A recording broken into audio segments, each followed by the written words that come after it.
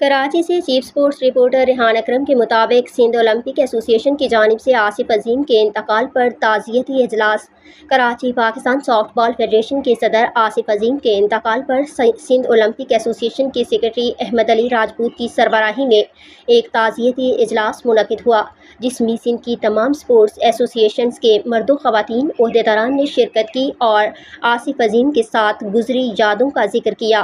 اجلاس میں آصف عظیم کی کھیلوں کے میدان میں بے لوث خدمات کو بھرپور انداز میں خراج تحسین پیش کیا گیا۔ شرکاء نے کہا کہ آصف عظیم ایک محنتی، مخلص اور ویژنری رہنما تھے، جن کی کاوشوں سے سافٹ بال کے کھیل کو قومی سطح پر فروغ ملا۔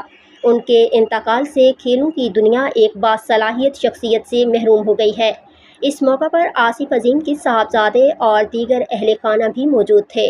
تمام عہدیداران نے مرحوم کی مغفرت اور درجات کی بلندی کے لیے دعا کی۔ پروگرام کی نظامت خالد رحمانی نے انجام دی، جنہوں نے آصف عظیم کی یادگار خدمات پر روشنی ڈالتے ہوئے انہیں ایک بے مثال منتظم اور صحافی قرار دیا۔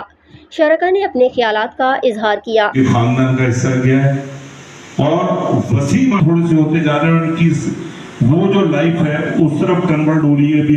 وسیم آشمی صاحب نے جب کیا تو میں نے وسیم آشمی کر رہے تھے، انہوں نے اللہ حافظ سینئر، میں آپ سے ریکویسٹ کروں گا کہ 2 منٹ میں آپ ان کا اخلاق، ان کی تربیت، ان کا ملنا، ان کا جلنا، وہ بھی بہت کم شخصیتوں میں ہم نے دیکھا۔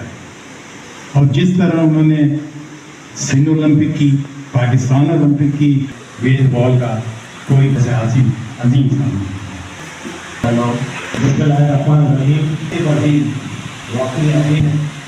کام خوش ہم سے جدا ہو گئے کہ اسپورٹس سے ہٹ کے جو ان کی ایکٹیویٹیز تھیں اس کا تو کوئی ثانی نہیں ہے۔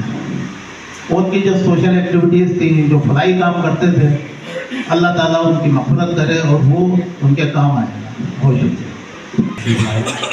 دنوں کی بات ہے، میں اور آصف عظیم دونوں ساتھ بیٹھے ہوئے تھے، تصویریں ہم نے بنائی اور ایک لمحے کے لیے ہمارے ذہن میں یہ نہیں تھا کہ اس طرح صحت مند چلتا پھرتا خوش اخلاق بارو ہم سے بچھڑ جائے گا۔